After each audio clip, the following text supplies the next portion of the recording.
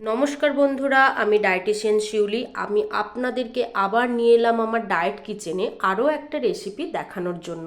আজকে যে রেসিপিটা করে দেখাবো সেটা হচ্ছে সাবুদানার রোল।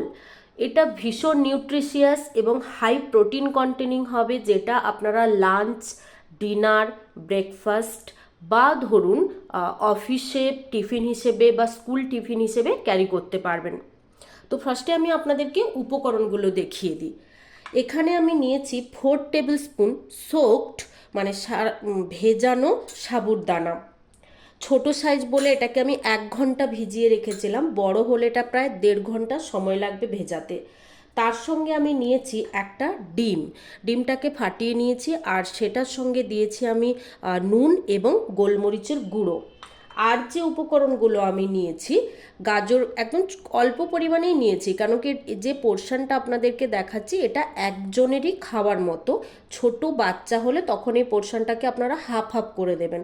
এবার এখানে গাজরকে একদম ছোট ছোট টুকরো করে নিয়েছি, কিছুটা মটরশুঁটি নিয়েছি, আর লাল এবং গ্রিন হচ্ছে ক্যাপসিকাম নিয়েছি, আর পনির নিয়েছি পাঁচটা কিউব, আর ব্রকলি একটা ক্লোভ ব্রকলিকে একদম ছোট ছোট করে কেটে নিয়েছি। এবার পুরোটা আমি প্রসেস করে আপনাদেরকে দেখাবো। ফ্রাইং প্যান একেবারে গরম হয়ে গেছে। এবার আমি এখানে 1 টেবিল স্পুন সাদা তেল দিচ্ছি। আরেকটা জিনিস বলতে ভুলে গেছিলাম, সেটা হচ্ছে এই পুরো প্রসেসটা করার জন্য আমি কিন্তু এখানে পুরো গোলমরিচের গুঁড়ো ব্যবহার করছি। আপনারা চাইলে এখানে মানে কাঁচা লঙ্কাও নিতে পারেন। এবার এক এক করে সমস্ত উপকরণগুলো আমি এখানে অ্যাড করে দেবো।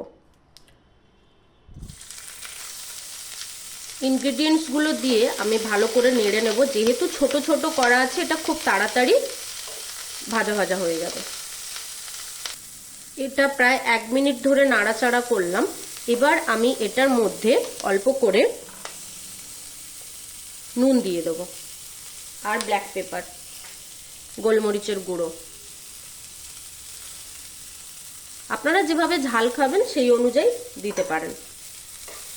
একটা জিনিস বলে রাখি, এখানে যেহেতু আমি মানে ইনগ্রিডিয়েন্টসগুলো নিয়েছি পনির, ব্রকলি, ক্যারট, ক্যাপসিকাম, তো আপনারা বুঝতেই পাচ্ছেন এটা হাই প্রোটিন। আর সঙ্গে ডিম রয়েছে, এটা হাই প্রোটিন। তার সঙ্গে মানে যথেষ্ট পরিমাণে আপনার বডিতে আসবে ফাইবার। তো সেই রেসপেক্টে মানে এটাকে যখন লাঞ্চ হিসেবে ক্যারি করবেন, তো অনেকক্ষণ ধরে এটা পেট ভরে থাকার একটা মানে উপকরণ হিসেবে বা মিল হিসেবে আপনারা নিতে পারেন।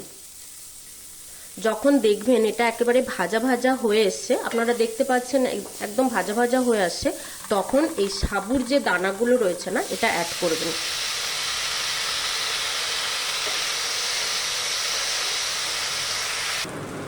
মিনিট খানি নাড়াচাড়া করলাম এবং দেখুন সাবু মানে গুলো একেবারে গলে গলে যাচ্ছে।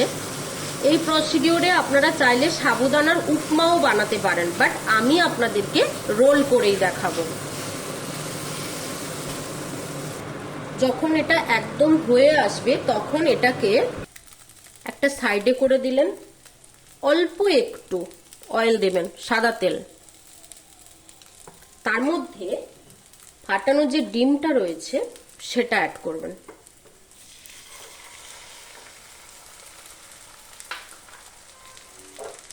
এবার আস্তে আস্তে করে উপকরণটি এর মধ্যে নিয়ে আসবেন।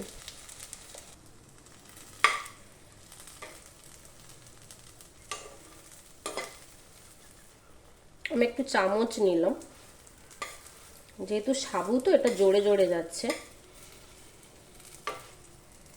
একটু চেপে চেপে দিতে হবে।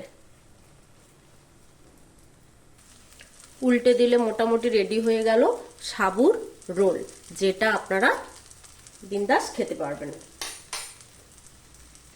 সার্ভ করে দেখালাম যে জাস্ট এই রোলটা কেমন ভাবে হয়। এবার এটাকে আপনারা কেটে কেটে দিয়ে দিন, টিফিন বক্সে ভরে দিন। কেমন লাগলো কমেন্ট করে জানাবেন। থ্যাংক ইউ সো মাচ আমার ভিডিওটি দেখার জন্য।